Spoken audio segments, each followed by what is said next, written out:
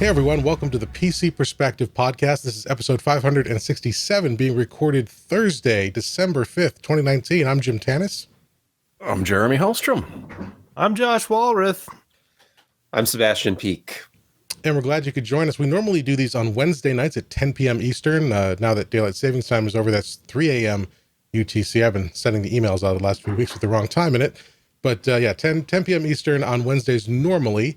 But we're a day late this week, and to make sure that you never miss a live show, if that's what you're into, head on over to pcpro.com/subscribe, where you can join our mailing list. We use it only to notify you when we're going to go live, so you can join there. And of course, if you want to catch the podcasts on demand, head over to pcpro.com/podcast, where you can, see all the episodes listed. We've got the embedded video player there. We've got direct links to audio, all the show notes and links, picks of the week, and of course, a link to our Discord server, so you can join us and our community there on Discord.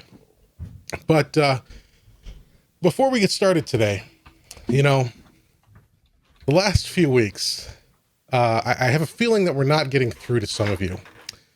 We've talked very positively about AMD's very exciting, awesome product launches. AMD is pretty much at all price points on the desktop, either the best option or a very close second, and that's something that we haven't been able to say in a long time, and we think that's great. But we continue to get, feedback. I don't know if you can call it feedback. Who's we? Apparently you are. Well, I've got some emails, some tweets, we get comments. I want to make sure we're making it clear to you. So I hit the sauce pretty hard this afternoon. Jack Daniel's Tennessee Fire whiskey. Wait, did you reply to any of these messages in that condition? No, but I decided. Tennessee Fire, is that? Wait a minute, hold on. It's Tennessee basically Fire. Is this a cinnamon? Is this like? Yeah, it's basically Fireball. Oh, no. But it was nothing good can happen when you're drinking cinnamon whiskey. So I made something just to really drive the point home. Oh no. Okay.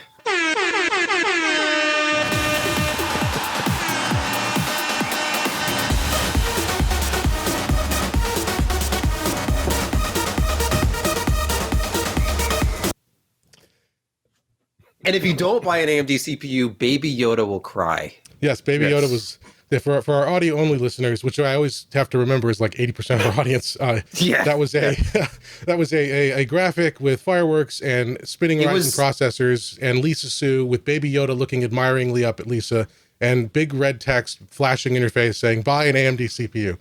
So I hope it was a graphic in the best mid-1990s tradition of internet graphics. And that's about the peak of my editing abilities. So I was quite proud of that. But yeah. Hey, you put our faces on InSync once. I mean, there was a time when Jim was spending hours of his life coming up with some sort of a clever gimmick at the end of a podcast video that probably, of the small percentage that watches the video instead of listening on audio, how many listen or watch all the way to the end to see the clever video? But that was when I was drinking higher quality alcohol. So okay, yeah. So that's our AMD CPUs if on the desktop.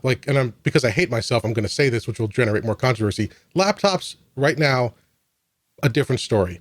Intel's probably still your best bet in most laptop categories, as long as supply is an issue there. As long as you can find something available and at the right price point, Intel's still probably your best bet in laptops right now. That's almost certainly going to change once we get Zen 2 into mobile, hopefully early next year, although not quite sure on the timing. So, I hope we're done. If that doesn't work, I don't know what will.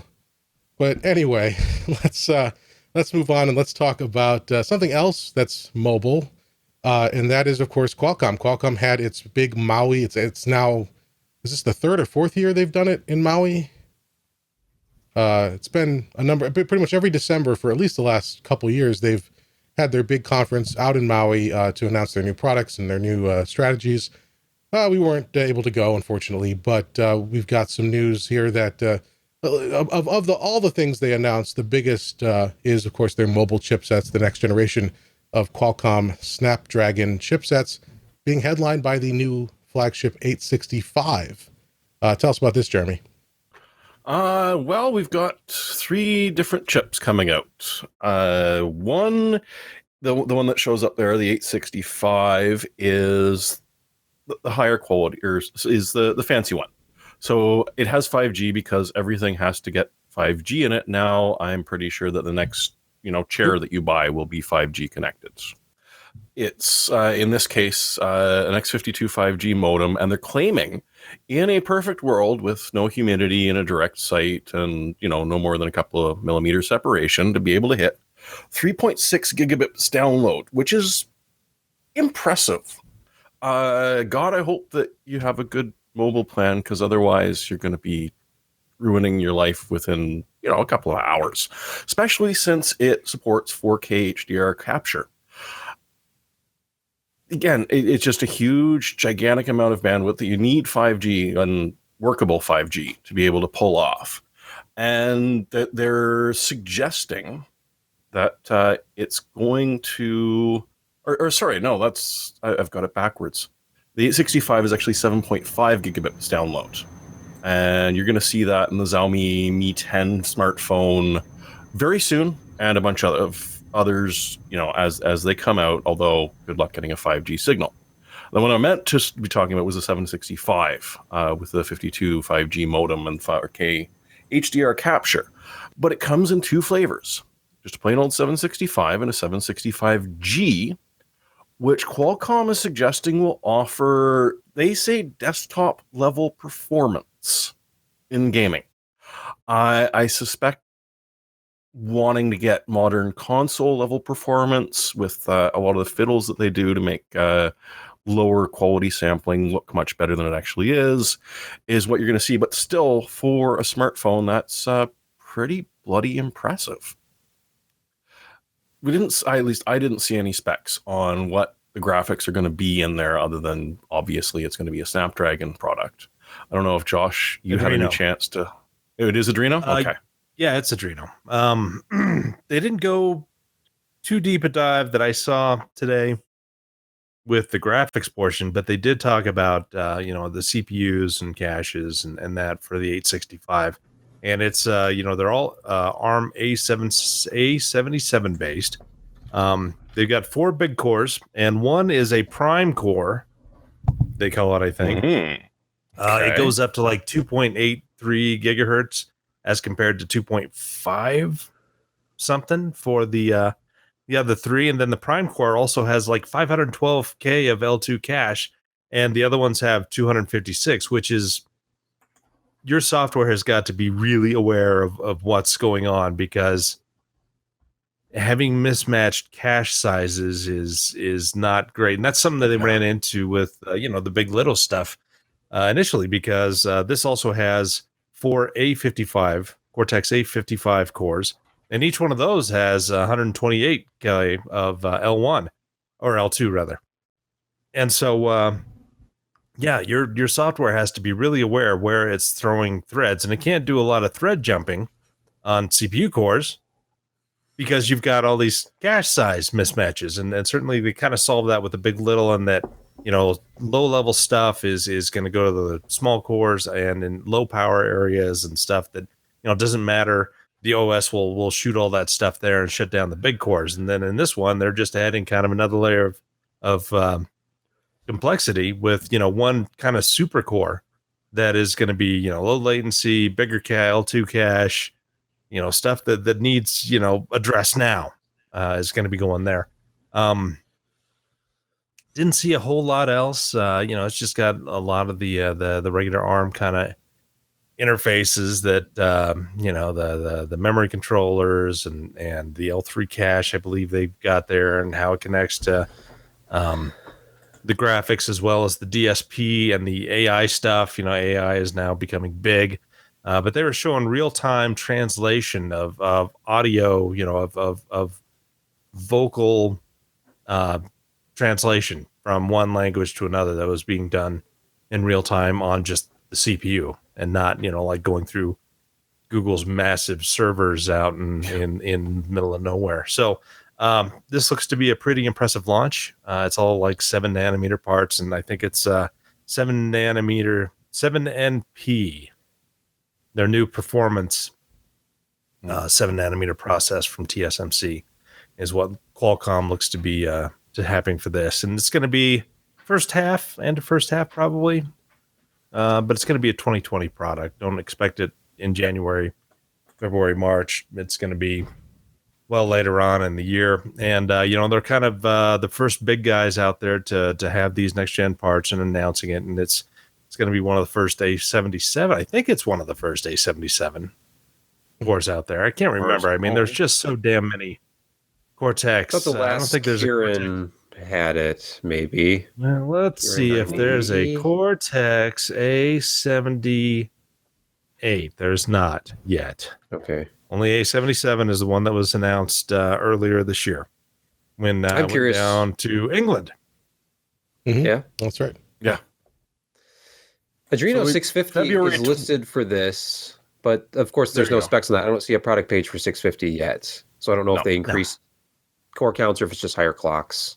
They kind of, it sounds like the Adreno people did much the same as what Molly did, is that a lot of the things are still around the same kind of size in terms of, die space and that, but they've chopped it up a little bit better.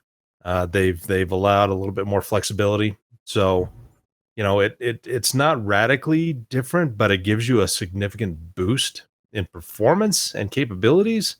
Like I said, there's more than one way to skin a cat, and they've taken a 10 to 20% increase in transistor count, but they've improved performance 30 to 40% in certain scenarios, and so it's it sounds like they've done a lot of the similar type things in getting performance improvements without breaking the bank in terms of die size and TDPs. I'd be shocked if we don't see an actual product from at least one of the companies, like Xiaomi, for Mobile World Conference, which sort of pegs it into Feb. Yeah. As I recall from last year, so Ken went for us last year to the Qualcomm conference, and then I went out to San Francisco in, I think it was either February or early March for Qualcomm, and that's when they had all the first units. I don't know if they were for sale yet, technically then, but they had their partner phones on display for the press. So they follow that same timetable. At least you'll start to see at least the options you'll have with these new processors in the first quarter next year. But, and hopefully a spec sheet. Yes. Yeah. Yes. The most interesting thing to me about this was, and I was looking at the Ars Technica article earlier, which is that their modem is not integrated. The 5G modem, which is a separate product, is not integrated into the chip. And they won't sell an 865 without one. So if you want the flagship from Qualcomm, they require you to buy the 5G modem. You cannot implement this 865 with a 4G modem. There's no integrated baseband of any kind, apparently. So yeah, well, I think it's integrated in the 765 in the mid-range, right? Which is meant for lower cost devices. And it makes sense to sell a lower end product without the integrated 5G modem. It's just funny it's interesting to me to think that they're literally trying to force the issue. Oh, you want a flagship phone and you want the A6, not that a company in 2020 would want a flagship Android phone that did not have 5G. They want to be able to boast 5G, even if a tiny percentage of people can actually GSM only, man. GSM only. Not that a company would, huh? Well, it doesn't hurt that Qualcomm has probably the best 5G modem out there. Yes. That's not really saying much because nobody else really has one. Yeah, it's well, Intel almost had one, and it turned out to be crap. They never and then they sold it. Never had. Yeah, speaking had one that worked. Speaking of that, our next story, very related, of course, is as this conference is going on, Intel has come out and had some issues. They've made some statements suggesting that Qualcomm played dirty with Intel's game. So, of course, Intel sold their 5G mobile division to Apple earlier this year. Very interesting story, which was part of ending a lawsuit between Apple and Qualcomm, and just a very lot of moving parts to this thing. And it was $1 billion they sold it for. Well, Intel might thinking perhaps they got shortchanged here. So they came out with a statement that said, well, when all was said and done, this is a quote, Intel could not overcome the artificial and insurmountable barriers to fair competition created by Qualcomm's scheme and was forced to exit the market. So You know, what do you guys think that's about just this? the whole pod calling the kettle black. Yes, Oh, I mean, don't God, get me wrong. so badly. We Qualcomm couldn't plays overcome dirty. Yeah, the hurdles. Qualcomm plays dirty, but coming from Intel, which has also been caught playing dirty, not necessarily, perhaps not in this specific industry. I don't know if Well, there's and been not as only much. that, but No, Qualcomm doesn't make nearly as much money, do they? I mean, what is their quarterly Qualcomm? It's like 5-6 billion more. I can't remember. I don't Qualcomm know. third Q earnings. Let's see what is. and I did post the Qualcomm side today, listing out their various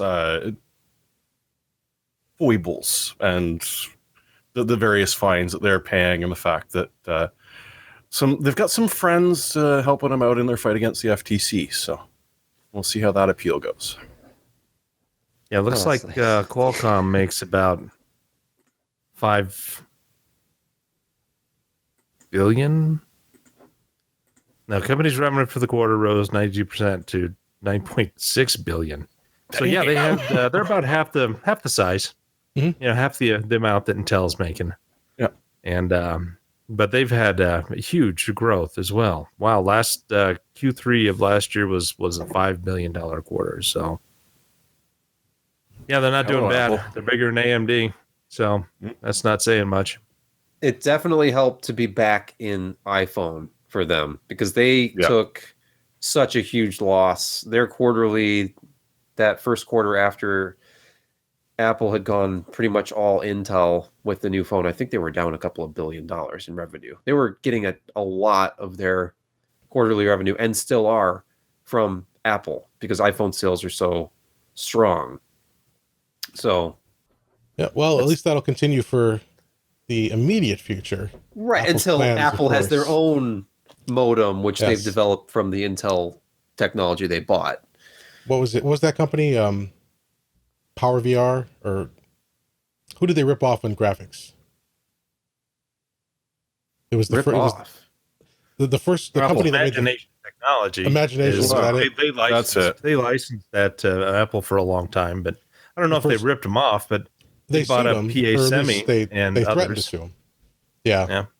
Yeah, it was Well, one of those the- things where they went another direction and the company pretty much just had nothing left and just shut down, right? Right. And I don't Yeah. recall if it was actually litigation or just threats, but there was the implication that Apple used their licensing to reverse engineer their technology and then was able to. If it's build their Intel, own. Qualcomm, Samsung, or Oracle, yes, there was litigation.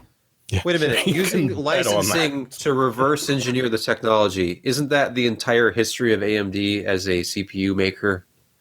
Well, Yeah, I mean, no. As an but they- x86? Like, 'cause but- think about it. Like, they but were they just added to it and relicensed back. It's mutually beneficial. Yeah, that's true. It's a fascinating story. I need to read a book about it at some point. Mhm. But if such a book exists, because obviously they got into 64 in a very different way than Intel initially did, because it was what, IA64 on the Intel side. yeah, Mm. yeah. Scary times.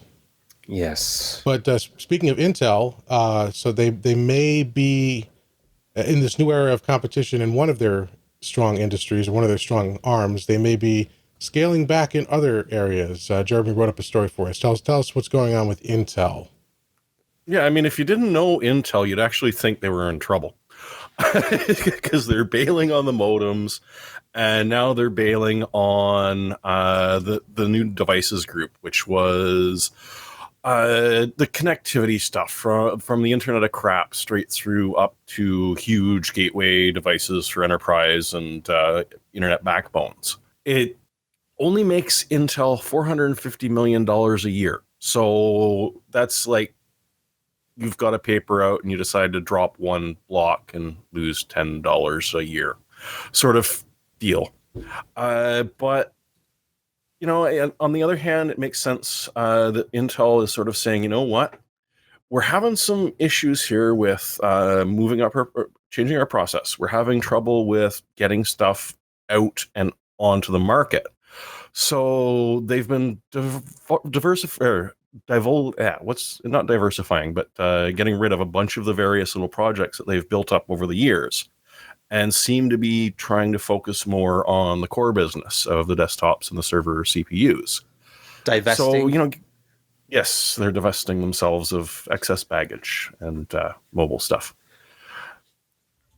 In one way, it's interesting because if you've ever ripped open some of the older Cisco switches, those were all AMD powered. They were relatively low cost, did everything you wanted to. And, by Intel sort of backing out of this, it gives, Qualcomm, as we've been talking about, but AMD a shot at a market that, because people are used to dealing with Intel, so they go with Intel regardless.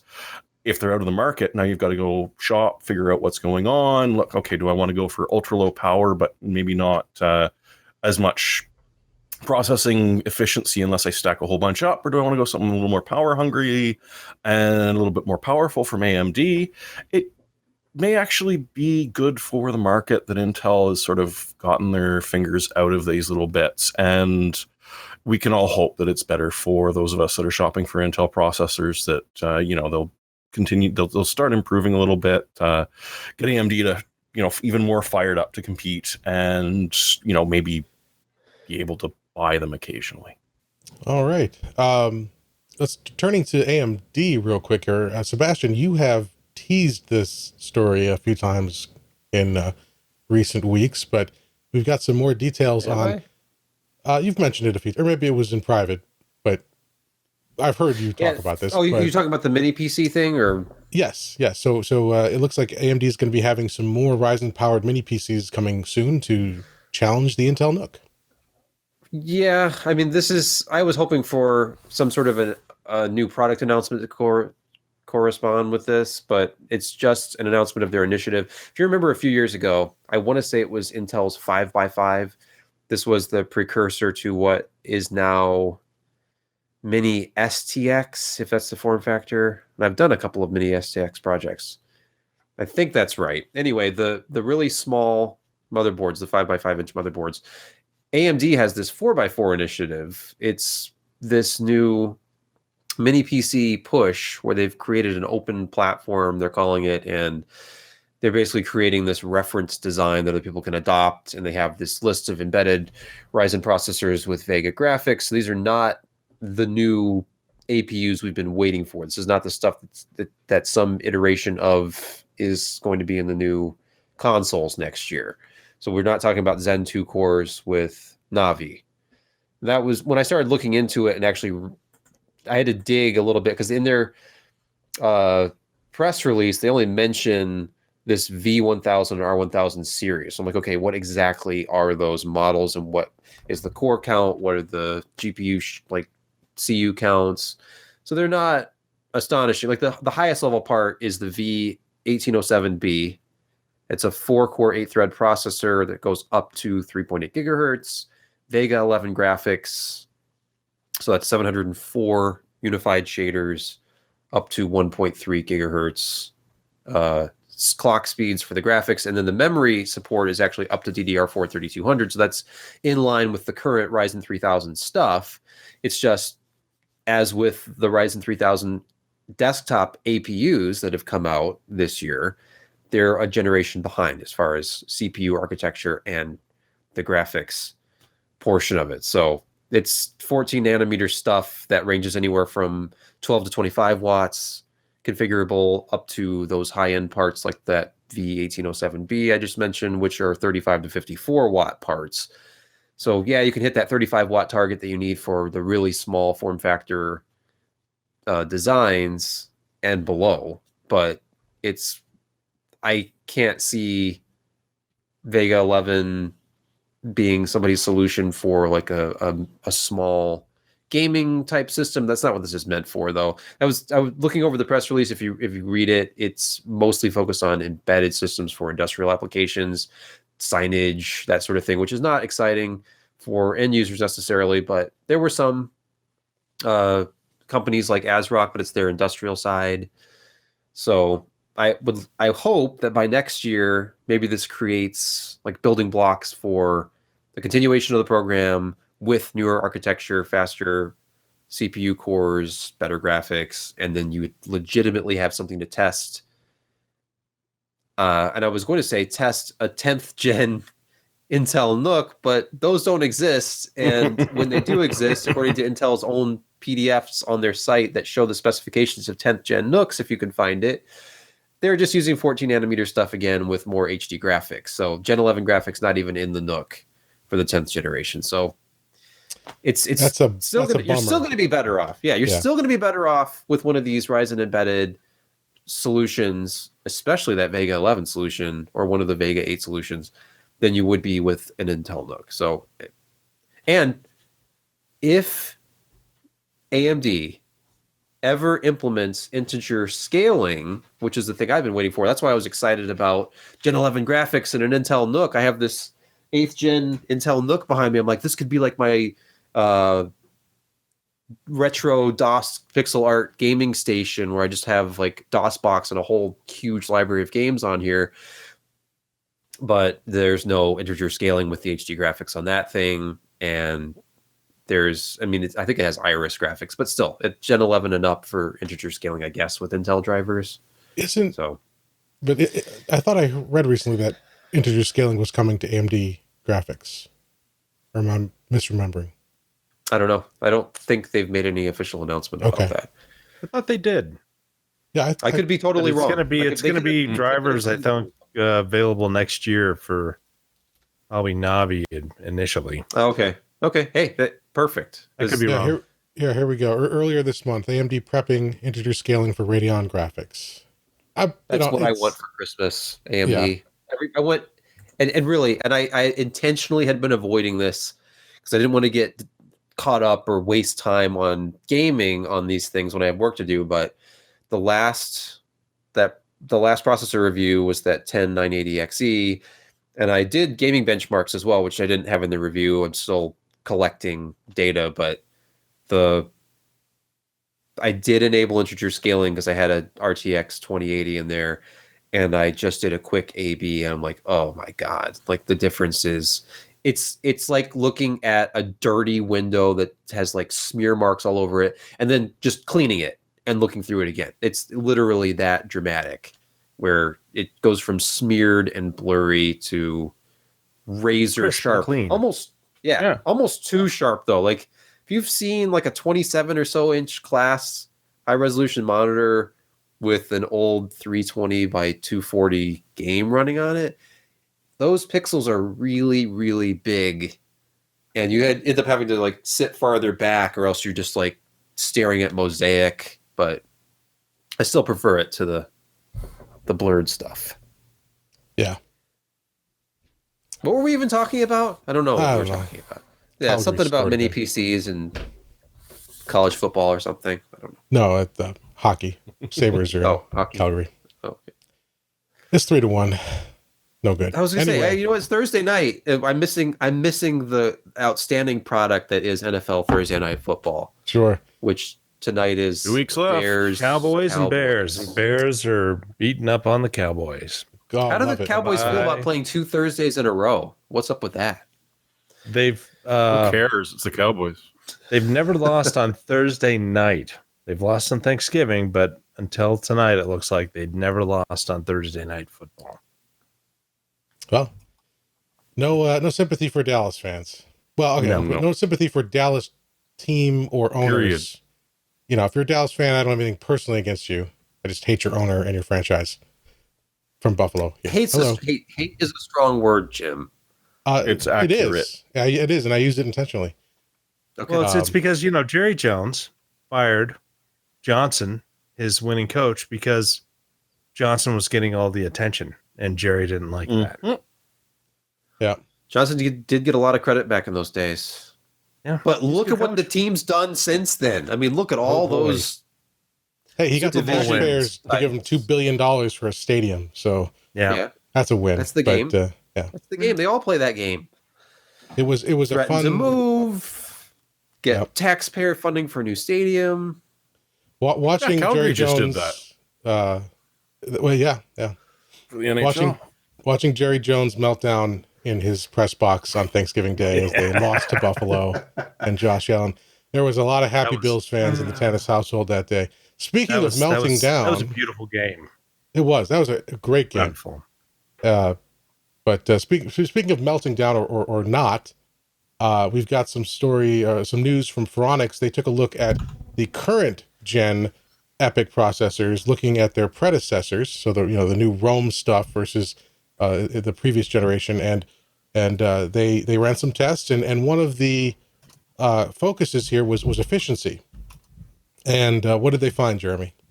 Vast improvements in the new Zen 2 based Rome. Like vast improvements. So not only are you looking at something that's significantly better performance wise, compared against its own previous generation, compared against what Intel's currently offering, the thermals on them were hugely improved. In most cases, you were seeing like say the 7642 running about half of what the 7401P was. They end up doing spreads of temperatures because they run through, God only knows, like 100, 120 different workloads that servers would face. And towards the end, sort of gave it just an overall look at what's changed. And I mean, some of them, they do suck up a huge amount of power regardless what you do. But in the vast majority of it, when they're looking at the performance per watt, and essentially what they were doing is measuring how much the HVAC system is pulling in as opposed to the system power draw, because it's the HVAC that you're paying for in a server room. And it's impressive. The one of the benchmarks that they did, the mean result for the 7351P was 2,904.61. The 7742, 7,634.33.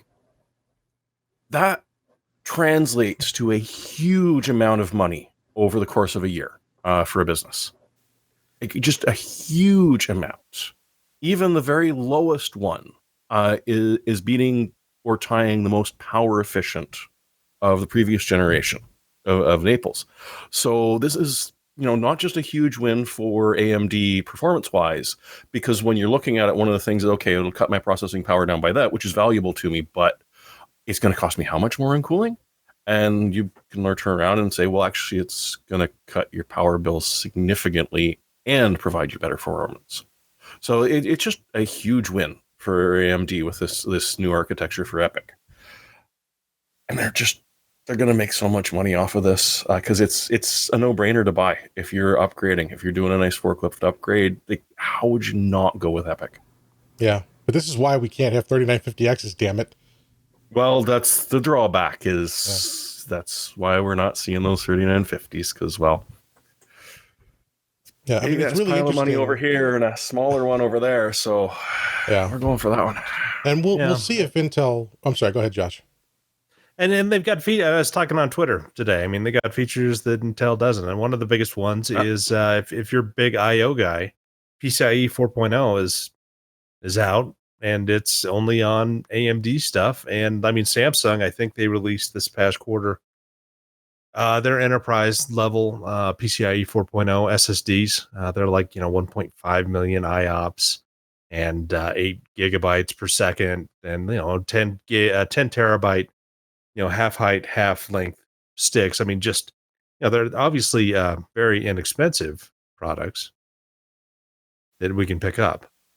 But yeah, it's we need to get that Dave Graham guy. I need to schedule a time with him to sit down and chat. He's the marketing manager for Dell, and he's really been pushing EPYC big time now that they're at 7 nanometer and these new products are rolling out, and he sees a lot of really good things coming out of them. So it's going to be interesting to see in this next year because, initially when Intel and AMD, kind of announced their next generation stuff, and we were going into spring of 2019, I thought AMD maybe had 6 to 8 months of a window where they could really start making some cash, making some hay.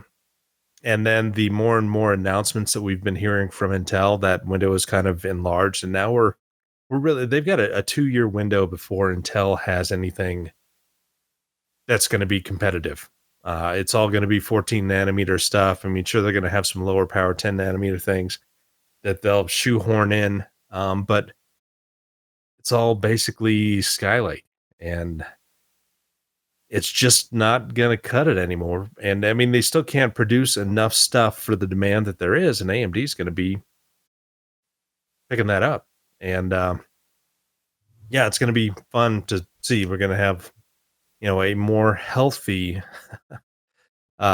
competitive environment than we have seen in a long time. And, we're going to see some prices drop. AMD is going to see their ASPs rise. But overall, I think it's going to give consumers at both, consumer level and the enterprise level, much more leverage with their buying dollars. Yeah. That make any sense? And it's interesting too, because, and again, having no server enterprise experience personally until I started here, and then going to events this year and talking to companies and vendors and kind of getting a taste of that, like it's really interesting, because while there are some customers in the server space who are sensitive to upfront price, like that initial cost of the processor, most of them don't care at all. It's about density, like computing, how much power and performance per square foot of data center. And as Jeremy talked about too, like cooling and air conditioning and power usage. Well, it all comes down really to power usage. And then of course, for some companies too, it's about, the environmental impact. And so the less power you can use, the better. You can offset it easier with carbon credits or whatever. So these are all the factors that are at play. And to see AMD come in and be the cheapest option up front, and now, as we're seeing too, be but much better on performance in terms of total operating costs. I mean, they're just, usually you would imagine you would see like the market split, where you've got one that's cheaper but more expensive to run, and vice versa. But AMD's got both. And with Intel having the supply problems that Josh alluded to, and also having very limited transparency on their most performant Xeon parts, those 9200 Platinums, where it's a single box. You've got to buy it from Intel, and they don't have pricing. They do it on a per customer basis. So we don't know what the install base is. We don't know what the costs are. We don't really know what the cost ownership is. It's not looking good, as Josh said. And still no PCIe 4.0 even. Exactly. And you're still missing that feature if that's important to your workload. Yeah. And if you're running the web front end, it is. Yeah. All right. Well, we're going to take a quick break now to thank our sponsor this week. We'll be right back.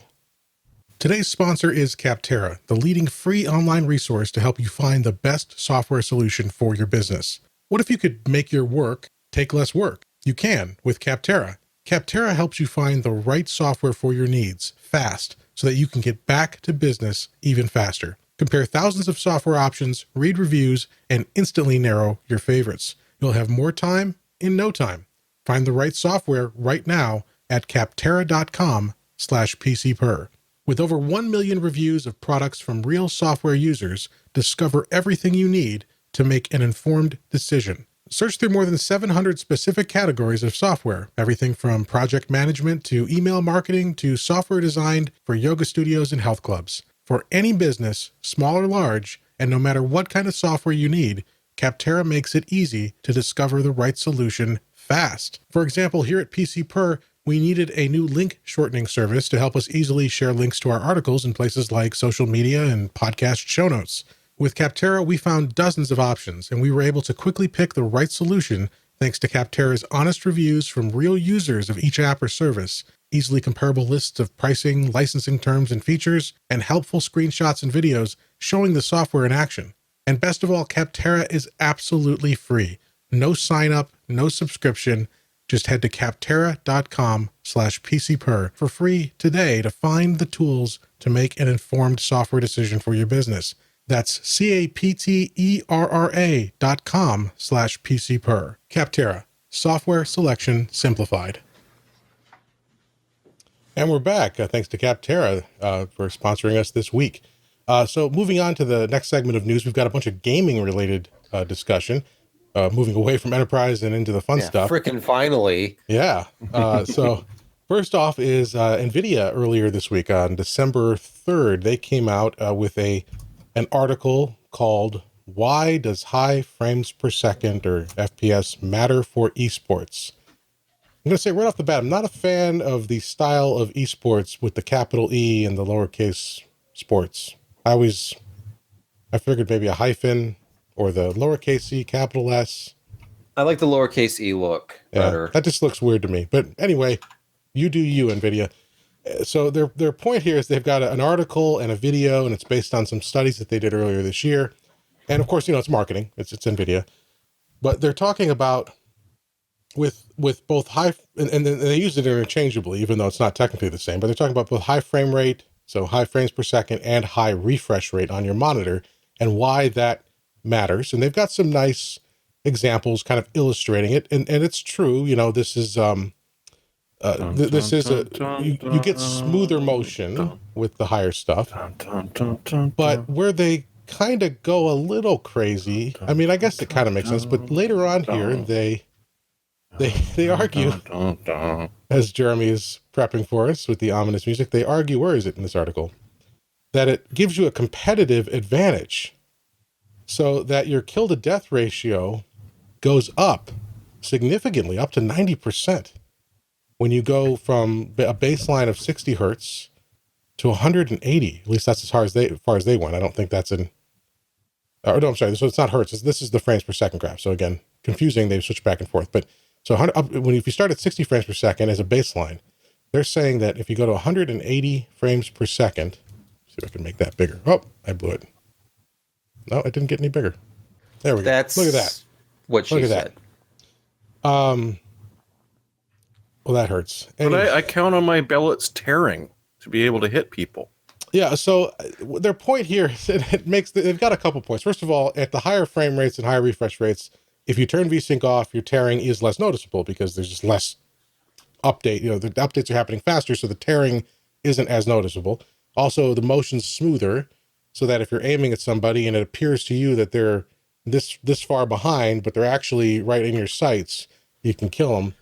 But I looked at their study, and they didn't list the methodology that I could see.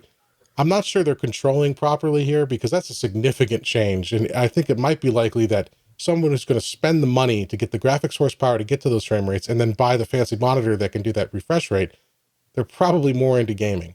They monitored it, or they used it, they controlled for it based on hours per week. But again, that's not necessarily skill level. That's just hours per week. Maybe a guy who was into Fortnite for 2 years and started school and isn't playing as much recently or something like that. So I don't know. What do you guys think about this? Many years ago, probably one of my first big thing that was ever listed on, what was the Slashdot? Was 30 versus 60 frames per second. And I did kind of a neuroethological write-up about how humans get information visually.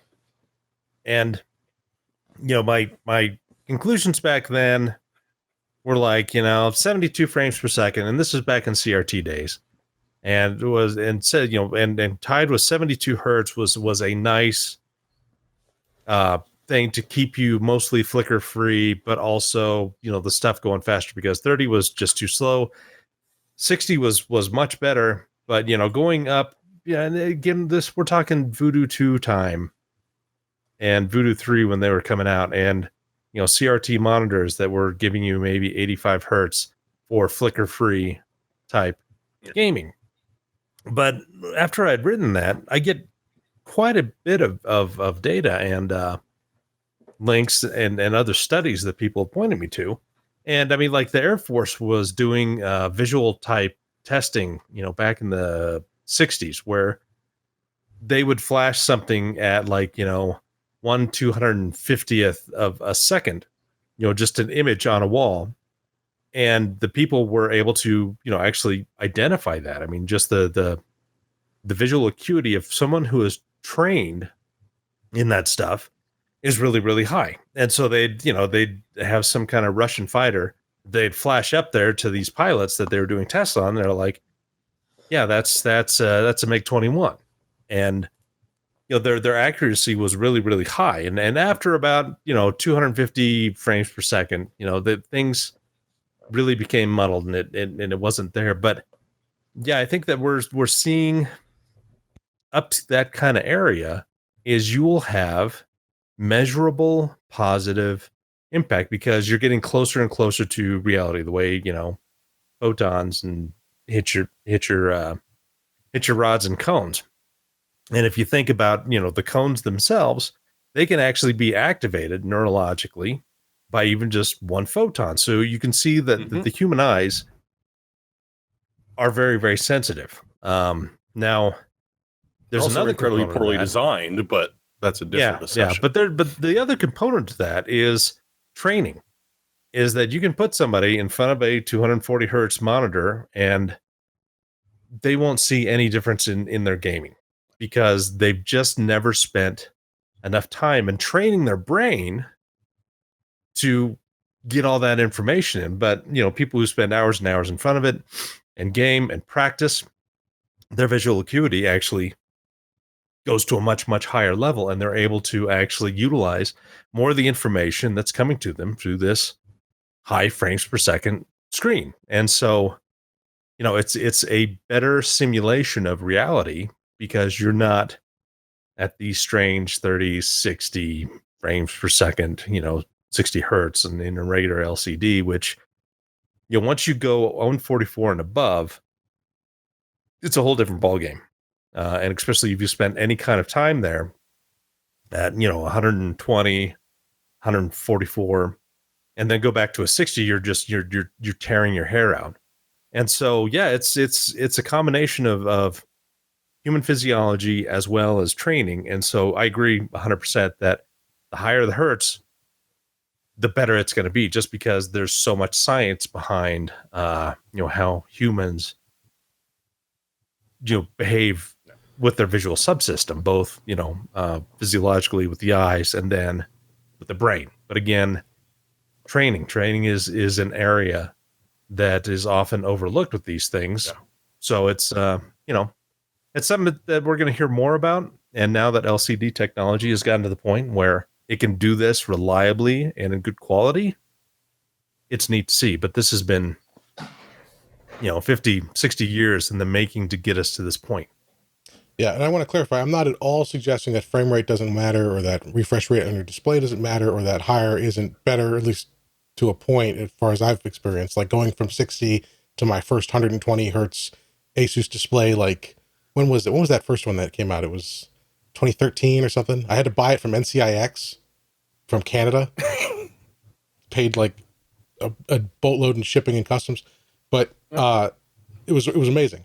So I'm not saying it doesn't matter. I'm just saying I have a hard time believing that it's going to nearly double your kill to death ratio. Again, in a controlled environment. So these people are probably better. I'm not saying NVIDIA is like lying about the data. I'm just saying that methodologically, it's probably not this dramatic. And as if you were plopped right in front of a completely unfamiliar game and played one round at 60 and one round at 144, I doubt there's going to be a measurable difference. Mm-hmm. But as Josh is talking about, once you've trained yourself to the point where, your brain isn't even processing the backgrounds anymore because it's already memorized them. It's looking for the changes and the differences. Once you're at that point, then yes, a better tool, faster refresh rate on a monitor is going to help you. But, it's not going to magically double your kill to death ratio. Yeah. As Ruthless Fares in our YouTube chat said, that when he switched from 60 to 144 hertz, he was able to perform better, but not to the exaggerated extent that NVIDIA is showing here. So, anytime, marketing. Right. Because this is what's their end game here. Why would NVIDIA, a company that sells graphics cards to gamers, be interested in sponsoring a study like this or conducting their own internal testing for this? Well, it's to sell graphics cards, and this is probably leading to something where there's going to be an advertising campaign or something built around, for some reason, in certain circumstances, with certain games at certain resolutions and certain quality settings, if they can boast X percentage higher than AMD at a price point. And right now it's kind of they're in a position where they can market to a certain price point a lot better than AMD can, because we're still waiting on those Navi parts, like the 1080p geared Navi parts. Like OEMs already have the 5500 series graphics, but we don't have anything but the sort of medium-sized Navi, and we don't have any big Navi yet. So I'm just kind of curious as to where all of this is going, because we've seen a couple of stories in the last calendar year from NVIDIA about kill rates. And to me, it's got to be leading somewhere. Like, what's the point here? Are you saying that NVIDIA cards are going to give you X percentage higher frame rates and therefore improve kill rates versus AMD? Or are they just still trying to sell people on the idea that they need to buy an RTX card versus like a GTX 10 series? Yeah, this campaign... Ray traced bullets are more accurate. Yeah. Oh, of course. Yeah. I just wonder. I'm always very skeptical about things because anytime I see a medical study or anything, I'm like, all right, what was the size of the test? Like, how many people were involved in what country over what period of time, what year? And I want to know, like, were they using the same mouse? Was the mouse set to the exact same like DPI setting between the two? Like, was there some sort of synergy between the mouse optical refresh and the monitor that they weren't getting at the lower resolution, but they were getting at the higher resolution? We're talking about people who are probably so precise that with these tiny hand movements, they're making these huge jumps, and like the acceleration or whatever they're using is like perfected to the point where they're wheeling around and then aiming within like a pixel of precision and shooting a perfect headshot in a game that they play for hours and hours a day for their livelihood if they're a sponsored gamer, versus somebody like me who, if I have time to play a game, I'm kind of stumbling through it for an hour or two. And my mouse isn't at 15,000 DPI. Right. And my mouse is set to like 6,400, and I think that's really high. So yeah. The DPI wars are, they exist for a reason. These crazy, 32,600 DPI. And what if the next frontier is variable DPI mice? Like, it senses based on acceleration of your hand whether it needs to go to a lower DPI for that precision targeting or a higher DPI when you're wheeling around. Let's drop this down a bit. Do you guys remember the 90s when they had those things you'd put on your fingers and it was supposed to be mind control? And you could steer. I saw an LGR video about that. It was ridiculous. They used to have one there was like a display unit in the Circuit City in 95 that I went to, and I was like, oh, I think it's working. But you use that mind control, right? Yeah. It's like my blob is moving a little bit to the right, but then again, if you just don't touch the controller at all, it's still kind of randomly moving around. Well, and there was a great LGR video. I'll try to link it in the chat, or in the show notes. But he turned around and faced away from the screen, and it was still just flying all over the place. But it was BS. My point is, you integrate that technology, the 2019 version of that, and it detects how pissed off you are, and then that's how it adjusts your DPI for you. By the way, unrelated, but I grabbed a prop earlier when we were talking about, I think Jim brought this up, the way that NVIDIA was spelling esports. Mm-hmm. Capital E, lowercase s. So whoever wrote this or whoever input it into the site, it just auto caps. And obviously esports generally, as far as I know, is either spelled capital ES or lowercase e and then capital S. Or maybe it's just all lowercase. I had to grab this GeForce 8800 GTX off the shelf because back in the day, EVGA put an E in front of everything. So this is lowercase e hyphen capital G. So, I mean, that's the other extreme. But, this is still my favorite era of NVIDIA product names, by the way. Just throwing that out there. Nice. Designate the product after the number. Because now we've got... Stop capitalize NVIDIA all the time. And dude, look at... It's a small N and capital Nvidia. It's your font. I like that. I'm spelling it that way. What is it called when you mix the case? There's some name for that. Camel case or something? Or I can't remember. But I like that. I like the lowercase, uppercase thing. But hey, I was a younger person in the early 2000s, and I thought it was cool. Well, continuing on with games and things that, well, we thought were cool and are still cool. The Halo, as long promised, Halo, the Master Chief Collection, has started to roll out now on PC. Now, the way they're doing it is a little different. You can buy the whole Master Chief Collection, which has been available on Xbox for several years and gives you all the games up front. With PC, you buy the collection or the individual games, and they're rolling out like one game at a time. And I think, was it Reach is the first one that just became available. It's on Steam and on the Xbox Game Pass for PC. So you can get it that way too if you've got Game Pass.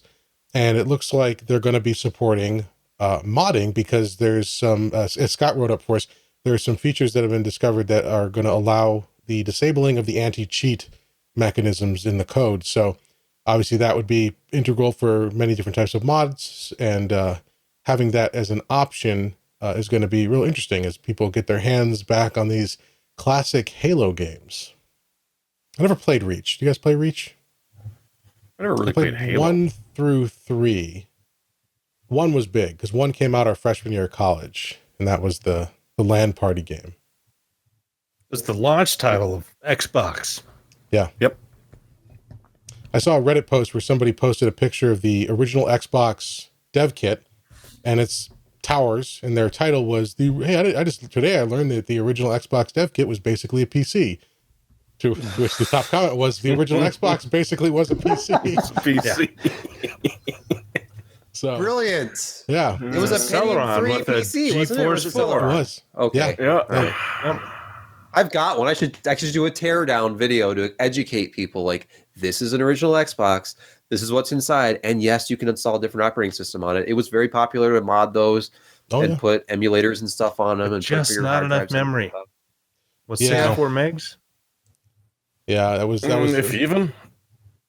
But I mean, it's modability as a PC is what gave us a lot of things like XBMC, Xbox Media Center, which then became the basis for Kodi and Plex originally. Plex was originally formed as a Mac version, a Mac fork of the XBMC project. So a lot of things are owed to that interesting little box that was short-lived, unfortunately. But What's that anyway. benchmark in the background, Sebastian? That is Metro Far Cry Exodus. 4. Oh, it's Metro. Oh, I was doing Far Cry 5 before. Yeah. I have to say, I love Metro games for their benchmarks because it's been a standalone utility that you run. You can customize it. You get a box, which you won't. and it's got nice graphs and stuff. Yeah, if you want to, I could choose how many iterations I wanted. I could say run it 7 times, and just leave, come back, and really give nice me a tool. graph for each run. The problem is because I'm actually capturing the PresentMon stuff through. Right now, I'm using FrameView. Before I was using OCAT, but OCAT is not as well supported. We'll just say that they actually pulled it for a while. They put it back up. You can download it again, but there's still certain games that it always giving me fits with. So. Anyway, we could get into the way you capture data, but this is the easiest way for me to get average, 95th, and 99th percentile data. It even does 99.9th as well, but I don't use that. But anyway, it's a nice benchmark. Speaking of additional games, although Epic exclusives, Jeremy, one of Jeremy's favorites, is coming out soon, right? Tell us about this. Yeah, it's only been about a 20-year frickin' wait since MechWarrior 4 Mercenaries. But yes, finally, if you've broken down like I have and joined the dark side and getting Epic so that you can get some of these games that it will have a variable length of exclusivity. This one, they're babbling about a full year. But MechWarrior 5 Mercenaries will drop on December 10th. It's going to be fun. It's been a long time since I've played these. I'm curious to see how they're going to try and destroy one of my favorite franchises, because it honestly looks beautiful. And as you just stomp and tromp through a building, I mean, how can you not have fun doing this? It's not really going to have much of a story. The Mercenaries versions are, you're a mercenary company and you're desperately trying to scrape together enough C-bills to pay the rent and, you know, hopefully repair your mechs and buy new weapons and armor. So it's going to be interesting. It's one of the things that some people are maybe upset about is it's actually set very early in the BattleTech universe. So no clans, a huge amount of mechs that you've probably fallen in love with various other games just simply don't exist. They haven't been, the Lost Tech hasn't been rediscovered to be able to do them, but you are going to still have some of the fun. Like there's a loadout with an LBX autocannon on it. So you're still going to have some fun. And I'm looking forward to breaking this out when it launches. I've never played any MechWarrior game. Just never. MechWarrior Online was 3D game, true 3D game I ever played, because it came with my Voodoo graphics, Orchid Righteous 3D. Yeah, right, it did. MechWarrior 2.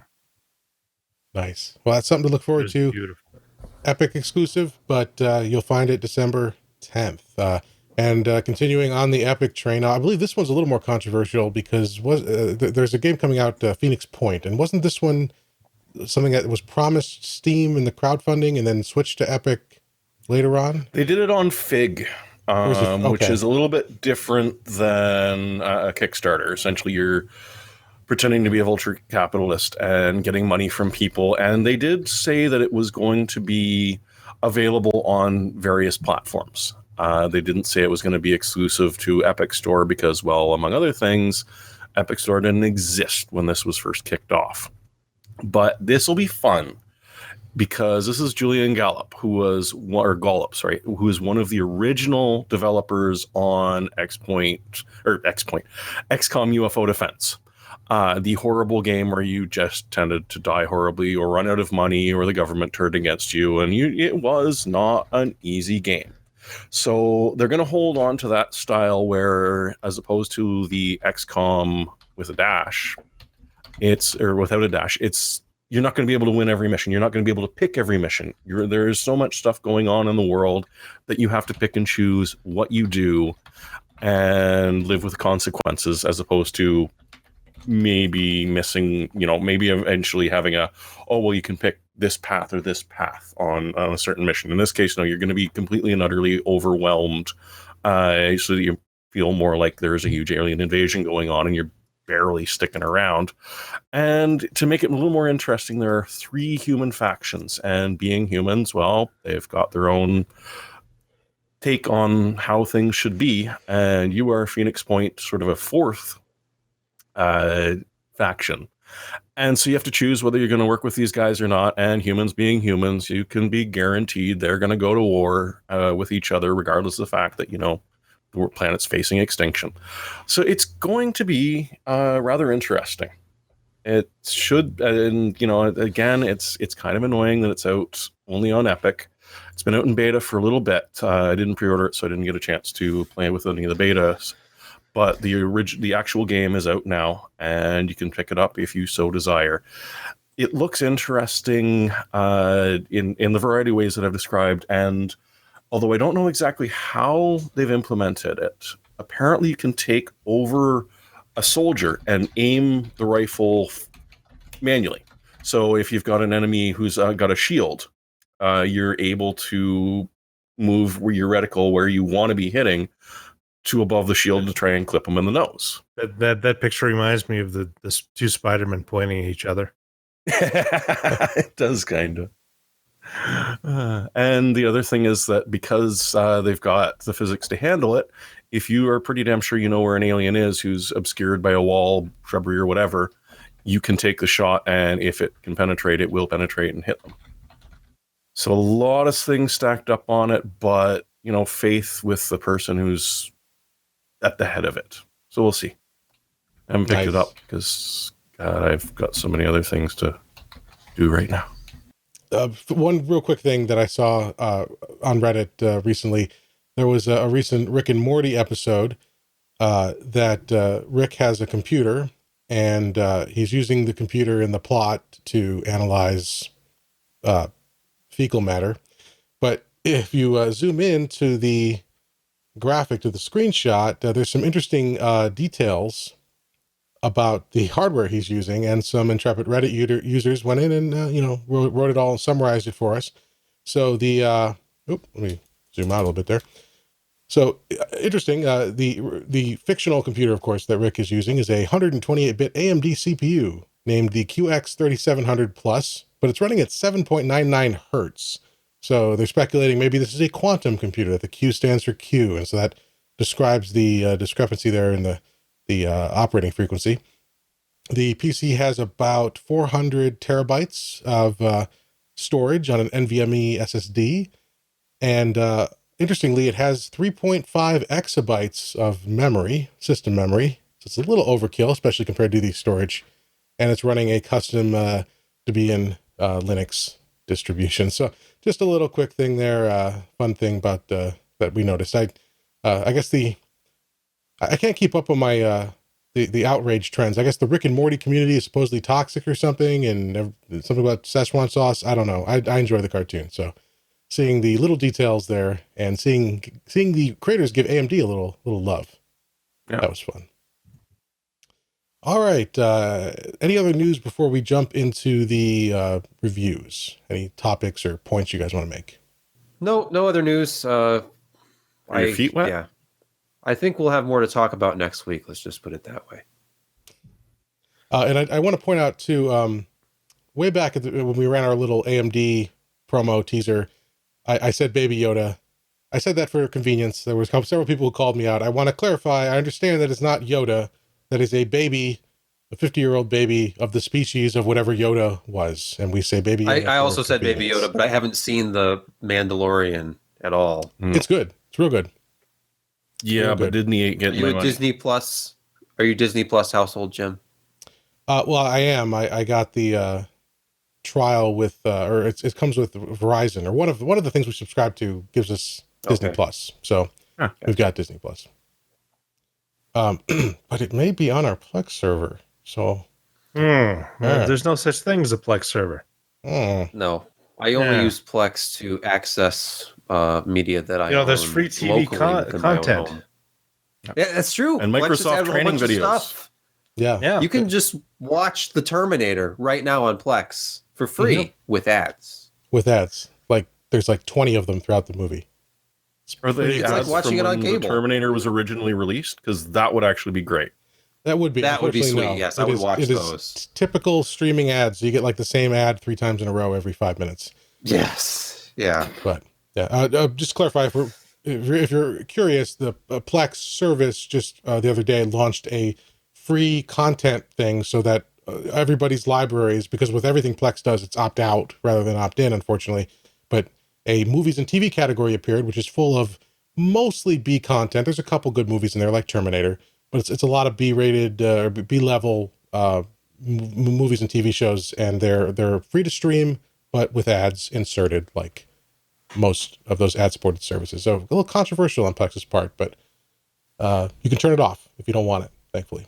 It's very Facebook of them. I wonder if in the future you just open up the Plex app and it's like full screen ad, and you have to like find a way to get around it, and then you can use the app until the next full screen ad comes up in the middle of your own personal content streaming. Yeah, I'm a little with every update Plex has made, there's been a group of people very wary, and I'm part of that group a little bit. I mean, right now they have the freemium model that has never paid off as big as just harvesting data and going all out with advertising. Like Twitter still is desperately trying to do things to stay relevant and make money and adding ads into the timeline. Of course, they've been doing that for a while now, but Dorsey's got to pay for his armed compound in Africa next year, so he's got to get that money. But I mean, they charge companies and individuals money to promote things, so that like trending topics can be bought.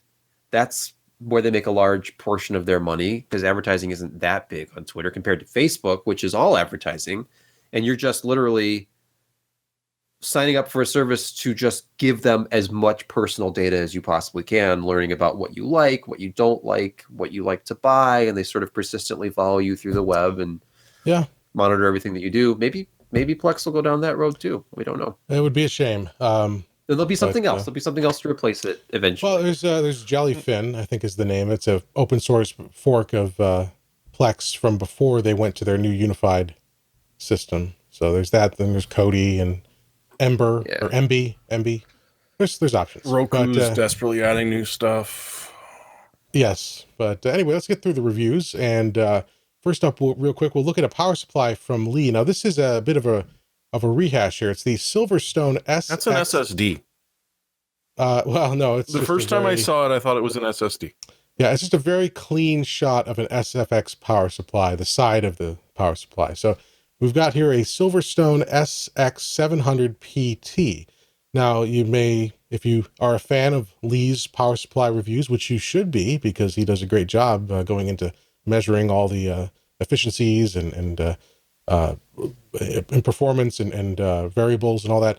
So he reviewed a few months ago the Silverstone SX700G, which is almost identical to this. And he gave it, I think it was a silver award at the time. So it's a small form factor power supply at 700 watts, which is that new thing that this year, going back to CES, is when a bunch of companies started getting to that capacity and higher now in this SFX form factor. The difference is between that original SX700G and this SX700 PT is that the PT stands for platinum versus G for gold. So increased efficiency. So you got 80 plus platinum rating. The other big difference is that you get an extra 4+4 pin EPS ATX cable. So if you've got a motherboard that needs 2 of those, you can use it. And then of course they also upped the warranty. The original was on a 3-year warranty, and this new one has a 5-year. So all good additions to this very nice power supply. And so, I don't want to go through everything that Lee does. If you're interested and if you're shopping for a power supply, come check out the reviews that Lee Garbett does for us at PCPro.com. He goes through, all what you get in the box. He looks in the inside to evaluate what kind of capacitors it has, which is actually one of this power supply's downsides. He goes through the tolerances and the voltages and the efficiencies and the fan curves and all the good stuff. And basically, the conclusion for this guy is that it's a very good 700 watt compact SFX power supply. And it is a true it's a true SFX. It's not one of the SFXLs. So for those real tight, small cases, it's a good option there for the power that you get in at that size. And it's got a variable fan speed. So the fan will go up as load goes up and be quiet when the load's low. Everything's great except the electrolytic capacitors are only rated for 85C. And at this price point and at this, I don't know how do you say it, at this level of quality, you're normally looking at 105 degree rated capacitors. So a little surprising that that's there. And also because it is expensive, it's $186 right now. You're looking at, for $10 less, you can go to the Corsair SF, so small form factor, 750. And that is a little bit more capacity in terms of total wattage, 7-year warranty, and the 105 degree rated caps. So, Corsair has been pretty disruptive with SFX, this form factor, with that true SFX. And Silverstone has generally a better offering in SFXL, the longer form factor that has a larger fan. Yeah. So if you can possibly integrate SFXL into the case, Lee generally recommends you do so. But Corsair's price performance from the pure SFX, like if you need the smallest form factor, is pretty tough to beat right now. And I was a little surprised at the 85C caps. I wonder, exactly what the rationale there is, or if like the fan profile is tuned so that they're not worried about longevity, because obviously they did up the warranty this time around. But it's interesting, and like you said, check out the review if you want to see the actual test bench results, because he graphs everything and charts everything from his actual sessions with the PSU. Yep. All right. So that's the Silverstone SX700 PT. And make sure when you're shopping for that, you can't just search the SX700, because you've got the G, and then there's some other, there's the LPT. So there's the long, as Sebastian was saying, the long form factor PT version. So just be careful when you're searching, make sure you get the right product that'll fit your needs and your case. Wrapping up the news and reviews this week, we've got something from Sebastian looking at the value proposition of a pre-built gaming PC. Oh yeah, that's right. I had actually sat on this for a little while because the products, right after I finished reviewing it, disappeared literally from, I think I sent the system back like the second to last week of October or something, and by around Halloween it was gone. So I got a hold of my contact with iBUYPOWER, and it's like, okay, what's going on here? This system is gone. Basically my entire review is shot at this point because I cannot review something, publish something for a product that doesn't exist. So they got me a different product number, like, oh no, it's just been replaced. And so what we're talking about is iBUYPOWER, and you've probably seen them if you've ever looked at pre-configured gaming systems. They sell direct, they sell through places like Best Buy, but they have this same day gaming PC that's a pre-configured unit that you just order, and they actually ship it to you that day if you get it in before their deadline. And so they're the RDY system, so like the ready configurations, and those actually are subject to change, as they explained to me. So let me just interrupt you real quick. Yeah. So this costs $28.45. That's a pretty good deal. Oh, no, it's brilliant. that's the placeholder price. Apparently, So what's we the had It comes with a socket. me in the thing back and other end of this uses. had some disagreements with saving my drafts, I think, because I had a couple of issues like this that came up. I'll fix that. No, the actual price of this was $949. Oh, okay. And so the whole point of me looking at this system was, okay, we do hardware reviews on a per component basis most of the time. So my perspective on this is literally going to be, okay, but what if I built it myself? So they use cases that are quite similar to, but not necessarily identical to, cases that you can go out and buy. They use a lot of NZXT and Fantex cases with custom front panels, or in the case of the replacement for this one, just a totally stock Fantex case replaced this. It was actually the one that Kent reviewed for us recently. I think it was the P360X. But this particular configuration is, at its heart, a B450 motherboard with a Ryzen 5 3600 CPU and a MSI GTX 1660 Ti graphics card. And there's, like, as I said in the review, there's just nothing wrong with a gaming system that has a Ryzen 5 3600 and a 1660 Ti. It's a great combo. It's like a classic combo for this era. So the performance is outstanding. And I didn't get into individual performance numbers really, because it's like, just look up any review of a stock 1660 and a Ryzen 5, because the cooler was up to the task. It was using a large enough CPU cooler. The case cooling was fine. Nothing ever really got loud. The build quality was fine. Like, there was nothing really to complain about. You could certainly do better on your own, but I was like specifically targeting current retail prices on the components on Amazon. And when I added it all up, because I had to pay for a Windows license, it ended up being about $5 cheaper to buy the iBUYPOWER system that particular day. So it was on like November, whatever it was, the first or second week of November that I did all the pricing. So What kind of storage does it have? it has a 500 gig Western Digital Blue SSD, which Yeah. I'm kind of impressed by those. They're not going to be the fastest SATA drive you can buy, but they're okay. And there's no spinning media on this at all. So 500 gigabytes, it's kind of on the fringe. You'd probably want to add a hard drive to this if you're going to add a large game library, but that's pretty common anyway to have. Does an the SSD. motherboard have an NVMe slot? Oh, the B? 450M, No, I don't think probably? so. I do not remember. And it was actually the CSM version too that came in it, which was not advertised, which is interesting to me. Oh, That's the sort of business-oriented one. Actually, I think it does have an M.2. It's got But to it was have. not. NVMe. Yeah, it does. It was not No. being used. But yes, you could But add that an big, M.2. one of those 2 terabyte P660 or 660p Mhm. for less than $200, $172, I think, this week. What an awesome gaming drive! I wonder how Yeah, long I mean- it'll take before integrators start using NVMe drives by default instead of putting. I want to know when it SATA gets SSD in 5G. Yeah. Right. Well, do you Dell's think- already doing it with their laptops, so True. That's kind of out of necessity though, with so many of their models not having room anymore for 2.5 inch Yeah. drives. Yeah. But when you think about like Anyway, on the it's- pre-built desktop, how long it took them to get rid of moving, mechanical hard drives. It might be a while.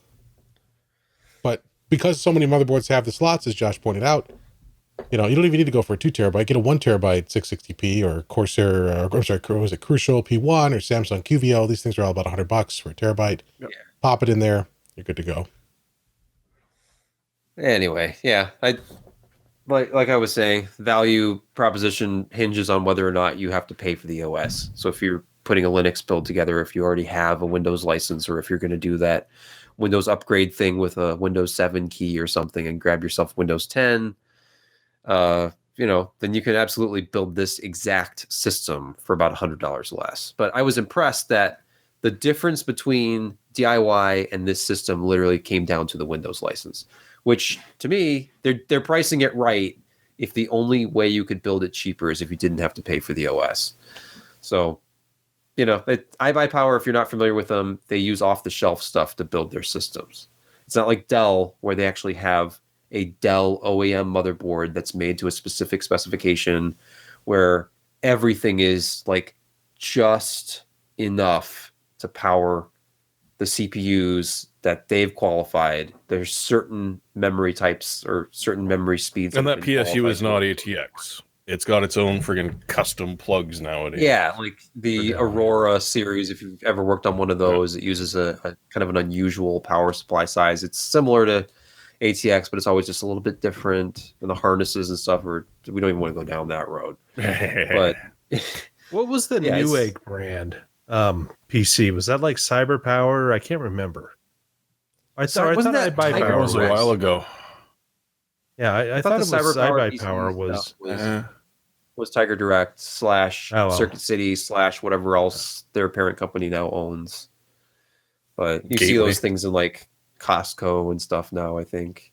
But iBUYPOWER is pretty much everywhere. It's on Newegg, it's on Best Buy, what's like the website and in stores. It's an interesting alternative to like the green PCB world of OEM stuff, I guess. What kind of warranty and support do you get? I think it's just a year on this. I'd have to double check, but I think I had a year on there. I mean, that's worth something. Off-the-shelf parts is fine because you can actually replace the damn things. Right.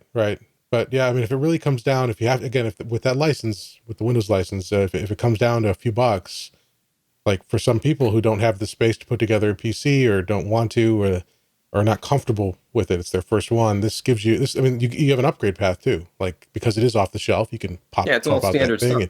You've got the cables for your power supply ready to go. If you had a second GPU or something, it's all, or replace the GPU. So yeah, check it out. And what was the model? Was it the same day ready? Yeah, just check out the Ready systems if you're interested. But in the review, I have the model of the one I reviewed, which is no longer available, and then the one that replaced it, and I linked to that as well. But they're difficult to remember. It's like SII, 2YG1 or something. It's just they're just a code name for a pre-built configuration they have come up with, and it's only there for so long until they move on to the next configuration. But they have these price points that are always there. And as the comments pointed out, you're just bitter because you've had to build so many systems over the years that you just are like, oh yeah, just send it to me complete. I said I responded to that comment. It was like, you know what? As I get older, I don't know if it's an age thing or just I'm getting burned out, but I tried to add up. Just on average, I build about 2 complete systems a week, and I've been doing that for 6 years. So that's a lot of computers that I've literally started from just a brand new case in the box, break the seal on it, get a motherboard, get memory, get processor, thermal paste, cooler, hard drive, graphics card, put it all together, do all the cable routing, take pictures of the whole thing, do thermal testing, do noise testing, tear it all down, get another case out of the box. Like I used to come down here to work, and when I was just doing cases and coolers, I'm like, oh my God, I've got to build another system. There was like weeks where I'd do 3 systems in a week. Like I can't do this anymore. And it started to be much more attractive to me to just look at, a pre-built system actually sounds pretty good right now. Because especially if I know exactly what's in it, like that's fine. I'll upgrade it later, maybe, but let's just not worry about building another system from parts again. Right. But for most people, normal people who build a new system maybe every 3 years, it's fun. It's exciting. I used to get excited about building a computer. before I became jaded and bitter. Yeah. So not trying to suggest that there's no value, and of course we always recommend if you can and are willing to build, do DIY, you should. But yeah, but if you aren't able to, or not interested in it, or just don't, for whatever reason, I was just impressed by the fact that they're not giving you some ridiculous upcharge to get the system together. Like, I'm not going to name names, but you can go configure yourself a system somewhere, and you're like, how much extra is it for that CPU? And it's almost always like higher than the retail price of the CPU.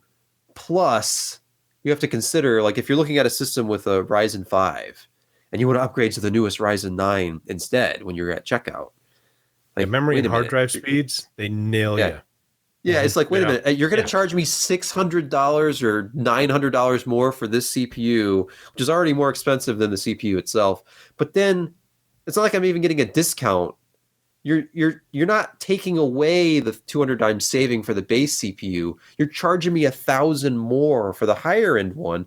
So it's always better, if you possibly can, to get the base model of anything you can upgrade, and then just upgrade it yourself, because then you've got 2 CPUs and you saved money. But that's when you get into the whole, once you get that sophisticated, you're just done with pre-built systems, because it's like, I'm not ever paying for faster memory or a faster CPU or a faster graphics card ever again from one of these places, because it's like Apple. You don't, if you could ever buy a Mac with upgradable memory and storage, you always bought the base model and upgraded it yourself later, because they just raped you on memory. Double the memory for 4 times the cost. It's a great deal. This 500 gigabyte SSD is just $600 more. Like, yeah, okay. And I look at my $100 1 terabyte SSD. Yeah. Now there are some system builders out there, because I was looking, like, if you look at the cable management, it's not great. It's not great, but it's fine. It's at least they use the cable routing holes. That's all I care about. Because I've seen pre-built systems before where all the cables are still up front with the components. Like, it's just a rat's nest. But at least they shove them behind the motherboard tray. But there are some companies, to the point where the cables are bent and all shoved into one corner. Yeah. Right. Yeah. There are some companies that you're paying a premium because they'll do really nice cable management, or they're using custom chassis, they're doing custom liquid cooling, or at least custom, like they're building airflow chambers, like Puget Systems is one of the builders I like, because you do pay a premium, but they do a really good job with, like, airflow and cable management, and they warranty the whole thing, and you can send it back to them if there's a problem. You don't have to deal with it. But yeah, DIY preferable. But all right, let's jump into the picks of the week. I'll go first. I've got something not very fun or interesting, but useful. If you're like me, you did a lot of driving this past week. You've probably got some more coming up with the holidays. Make sure your devices can stay charged in the car with a little, I don't, do they still call it the cigarette lighter? The cigarette lighter. It's the power. It's the power port. Yeah, the power port that was once upon a time a cigarette lighter. This is one from Anker. There are a ton of these out there. I found this one recently. I had another brand that I was using, and it died after a couple years, and so I picked this one up for the holidays. So we had something in the car, and I like it because it's got 2 ports on it. It's got a Type A and a Type C. The Type C port will do 18 watts, so that's good for your big iPhones, even your iPads. It's not going to give you full charging on everything, but it's better than the built-in one. A lot of cars have built-in USB ports these days, and they don't give you enough power. They'll trickle charge the bigger stuff. So check this one out. It's the Anker car charger. It's $20, and I got it a week ago and used it in the car over the Thanksgiving holiday, and it worked great. So we'll have a link to that in the show notes. All right, Jeremy, what have you got for us? Oh, someone else is turning the power of AI to evil. Who? In Who this case, it is Amazon. Oh. So if you, it is a deep learning keyboard, so that you can. Oh God! Wait, like a music keyboard or a typing keyboard? There you go. Okay. Nope. Right here. See those two? I go with the former, selecting Beethoven's Ode to Joy. Play a couple of seconds of that. Actually, I don't know. Can you guys hear this? No. No, we can't. Yeah, okay. I'll put it in I'll put it in post.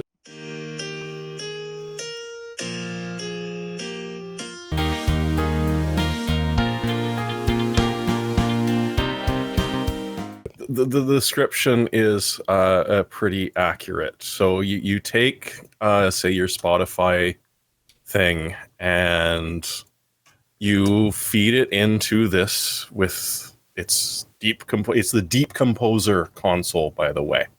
And so it'll take out DeJoy and you select one of the pre-trained models. So if you want it to sound classical, jazzy, rocky, whatever, it's been trained. And all of a sudden, Beethoven's Ode to Joy is being brought to you with drums and overdriven guitars and electric bass. And it is horrifying. Nice. It's only $100. If you know somebody you really dislike that has a kid, it'd probably be worth it. Because, oh, God, it is horrible. But, you can now compose your own stuff and then send it up to the cloud to be AI auto-tuned into something. Do you think this will ever ship? It just says coming soon. I know. It just seems like a joke. It will. It almost seems like an April Fool's joke. That's how I figure it's going to ship, because it is just horrific enough to do it. I Wow. bet. And each bet month, you the free $5 trial includes enough to cover 4 training jobs and 40 inference jobs per month during the trial period. Charges may apply after it expires. Isn't modern music mass-produced enough already without getting AI involved? I'm sure that's Apparently the future. not. We'll just have entire AI bands. We're not talking about like the virtual You're already bands talking that about exist, Billie like in Eilish Japan. or whatever her name is. So Yeah, the style of music where it's like breathe talking into the microphone, then everything gets auto-tuned in as far as any kind of tune. But yeah. Well, I'm blissfully ignorant of all that. I haven't listened to modern pop music in a while, but I thought Billy, when I first heard her name, I thought it was a guy named Billy. Because I just heard it referenced. some 17. Oh, I'm sorry, Jim. Have you never heard of Billie Holiday? No. Yeah. Same way. Probably the most famous female jazz singer of all time. Probably the most famous jazz singer of all time. One of. All right. Well, Josh, what have you got for us? You know what? Memory is so cheap now. So this is pretty much the usual Amazon price these days. For $115, you get 32 gigs of DDR4 3200. I got it for that price. Gonna throw it in my main machine because even though I don't really need 32 gig, I wanted 32 gig, and for $115 for a solid set of DIMMs, they're not those Oloy, which you can get for $99. I have no idea the quality of their parts. They're like everybody else's rejected ICs. They scare me, and so I don't take it. G-Skill at least is good. Corsair's good. Crucial good. So yeah, cheap for Not such. the timings are pretty good too. Like 16, 18, Yeah, I 18, mean, 30, they're 16, 18, 18. They're not 14, Yeah. 16, 16s. But those you are know crazy, what? though. Yeah. Yeah, they're crazy expensive. Yeah. But these are perfectly fine. All right. So that's the G-Skill Ripjaws 5. The exact product that Josh is referring to, we'll have that in the show notes for you. And Sebastian, what have you got for us? I don't know. The but most I'm scared. exciting pick you could possibly imagine. It's a bamboo dish rack, Jim. Oh, okay. Graphics card storage? It's going to be motherboard and graphics card Motherboards? storage. Okay. Nice. Yeah. Mostly motherboards. So I was looking I was at this. And wondering if you were people, building it all together to like build your own bed of nails to sleep on or something. yeah, you could try that. Maybe it would be like a massage implement of some kind. Just lay on it. I'm sure it would be horribly uncomfortable, but I think most of the people who buy these buy them for things like book storage and storing other items upright. And they get decent reviews. I actually haven't received them yet. I just ordered these. I'm still waiting because of all things, these this 4-pack of bamboo dish racks, even though it was Prime shipping, was like 5-day shipping. So I don't know where these are coming from. When I get them, I'll give you a full report on their quality. and whether or not they actually hold up motherboards without tipping over and damaging expensive computer components. You better buy a bag of googly eyes to stick on the end of each one of those posts. I just have to raid the craft drawer upstairs. I'm sure I already have Perfect. googly eyes in various sizes and, the requisite. And if they're not stable, Alan's got some rubber nubbins that he picked once that you can use to stabilize them. That's the one thing. Like, these will probably have to be screwed down into something. I had this idea of having them on the wall, but that wouldn't work. I'll do something with them. But my current storage for motherboards is any flat surface has a board on it all the time. So they're all over the place. They're sitting on a speaker or sitting on a shelf, and there's like a board with a cooler installed on it just somewhere. It's not good. Well, that's the Huawei 4-pack of bamboo wooden dish Yeah, the racks. We'll link in Huawei. the show notes. The Huawei. Yeah, so these Huawei bamboo. 5G enabled bamboo. They are IoT motherboard shelves. Yes. Did you see? I can't remember her name. The executive, the Huawei executive, pleaded not to have the Huawei hearing televised because she was afraid that Trump would start tweeting during it, like it would draw his attention. And so not. Oh, you mean Huawei. my almost neighbor, the one who was stuck having to choose between one of her two mansions in Vancouver that she needs to stay in. Yeah, because she owns two, not just one. But we'll see. So we'll see how Huawei does, but we'll also check out these Huawei 4-pack. Yeah, Huawei. Yeah, I'll give you a full report, Jim. And all the links, of course, as always, in the show notes. Well, that's the show for this week. Thank you all so much for joining us. We hope everyone had a great Thanksgiving. As we said at the beginning of the show, we normally do these on Wednesday nights. This was a Thursday edition, but we'll be back likely next Wednesday if all goes according to plan. And you can join us at pcpro.com/live, or you can subscribe to our mailing list, pcpro.com/subscribe, and check out everything on demand at pcpro.com/podcast, or subscribe to the podcast through your preferred podcast player, app, or service. Well, until next week, we hope everyone has a good one. We'll see you next time. And let's just have AMD and Lisa and Baby Yoda, not technically Baby Yoda, Lisa and the adorable new character that is like Yoda, take us out.